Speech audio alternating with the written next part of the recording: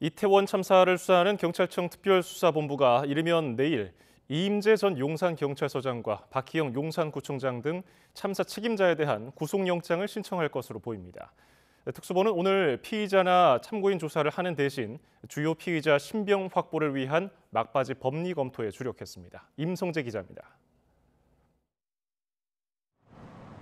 경찰과 구청 등 여러 기관의 과실이 참사를 키웠다는 공동정범 법리 구성에 주력하고 있는 경찰청 특별수사본부.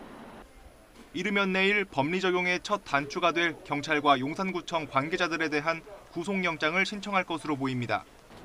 이번에 신병을 확보할 대상에는 이미 한 차례 구속영장이 기각된 이임재 전 용산경찰서장이 포함될 예정입니다.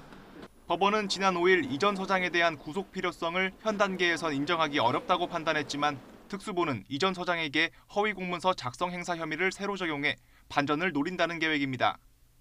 특수본은 이 전 서장이 현장에 도착한 직후 실제보다 48분 일찍 도착했다고 허위 기재한 상황 보고서를 직접 검토한 뒤 승인한 것으로 결론 내렸습니다. 부하 직원을 시켜 상황 보고서에 자신의 현장 도착 시간을 허위로 기재했다고 판단한 겁니다. 재난안전법에 따라 재난을 대비하고 구호할 1차적인 책임이 있는 용산구청 소속 간부들도 첫 구속심사를 받게 될 가능성이 큽니다.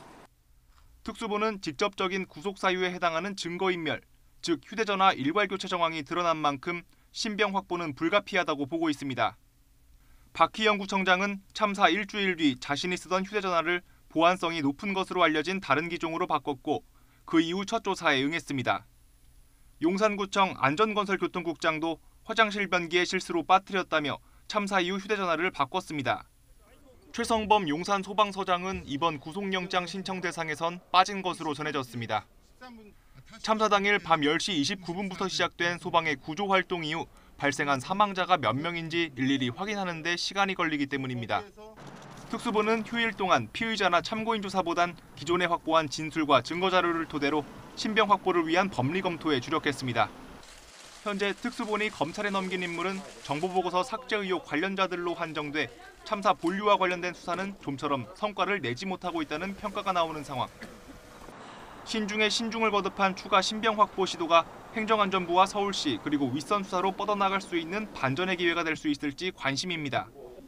YTN 임성재입니다.